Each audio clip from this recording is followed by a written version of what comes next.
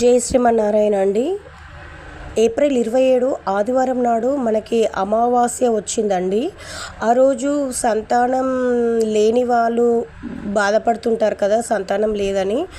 వారు ఏం చేయాలి అంటే, ఏదైనా ఒక టెంపుల్లో మనకు రావి చెట్టు కంపల్సరీ ఉంటుంది కదా, ఆ రావి చెట్టుకి ఒకటి ఎర్రటి క్లాత్ తీసుకొని అందులో నల్ల నువ్వులు, ఒక 4 హారతి కర్పూరం బిళ్ళలు, అలాగే 11 రూపాయలు పీచు తీయని కొబ్బరికాయ పెట్టి 3 ముళ్ళు వేసేసి, అలా రావి చెట్టుకు నేను మీకు చూపిస్తున్నాను చూడండి.